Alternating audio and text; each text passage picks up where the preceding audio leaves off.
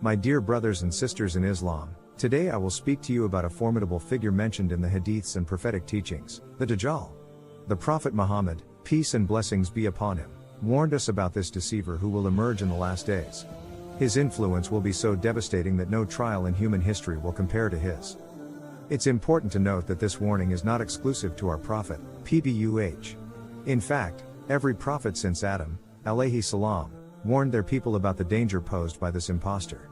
If Allah deemed it necessary for all prophets to speak about him, it shows how serious this trial is and how much vigilance it requires from us. Who is the Dajjal, and what is his impact? The Dajjal is described in the Hadiths as a man with a damaged eye, like a shriveled grape, while his other eye will function normally.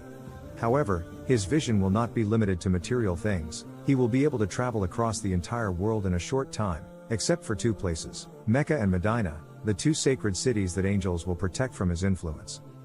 He will have a massive stature, and an inscription in Arabic, kafir, unbeliever, will be written on his forehead. This word will be visible only to sincere believers, while those without faith will not be able to see it. Although born to human parents, the Dajjal will have no descendants and will remain chained on a secret island until the day Allah allows him to be released and spread discord.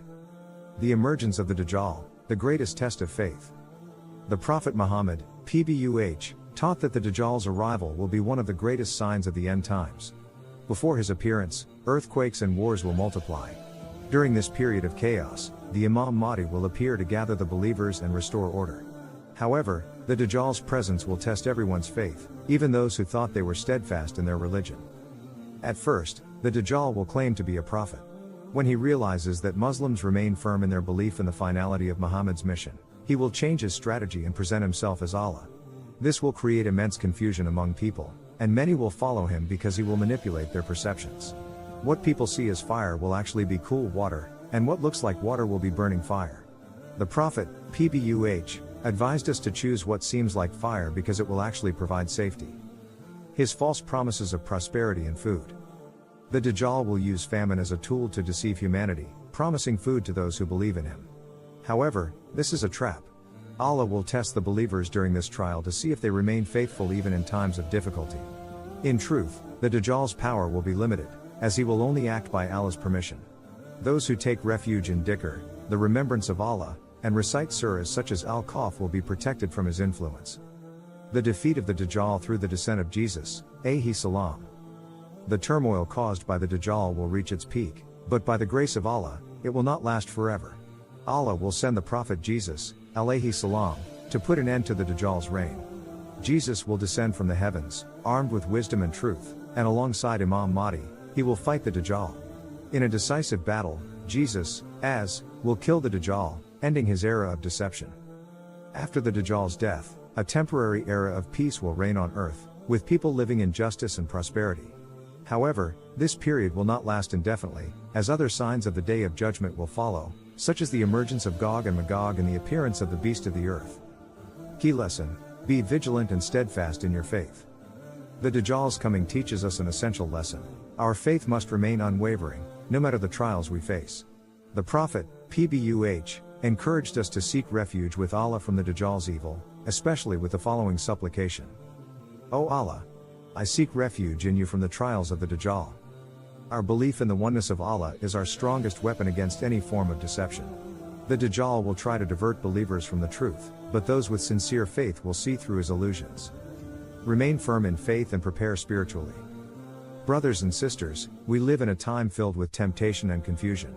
The Prophet Muhammad, PBUH, taught us that those who remain steadfast in their faith, hold firmly to the Quran and the Sunnah, and sincerely seek Allah's help will be protected from trials, including the Dajjal's. We must also learn to recognize the signs of the end times and prepare ourselves spiritually. Reciting surahs such as Al-Kahf, practicing dhikr, and praying regularly will strengthen our faith. Remember, my dear brothers and sisters, he who places his trust in Allah and remains firm in faith will be victorious, no matter the trials. The Dajjal's deceptive power, an illusion of truth. The Dajjal is known for his miraculous powers, but they are merely illusions. According to Hadiths, he will manipulate natural elements, turning deserts into lush oases or making rain fall in dry regions on command. His greatest trick will be his ability to manipulate human perception. In a time when people will desperately seek solutions to their problems, he will offer what seems like immediate relief. However, these miracles are a test to distinguish true believers. Allah will test our faith. Those who succumb to the Dajjal's temptation may appear to have an easy life, but they will lose their eternal salvation. On the other hand, those who resist may suffer in this life but will be rewarded with paradise. The characteristics of the Dajjal are marked by extreme deception. His appearance will be unusual and reflect his nature as a deceiver. According to hadiths, his defective eye symbolizes spiritual blindness. Despite his worldly power, he will lack the ability to perceive divine truth. This serves as a reminder that physical sight alone is insufficient without faith. He will claim supernatural powers and perform what seem to be miracles, such as reviving the dead or controlling nature. However, these acts will be illusions designed to test people's faith.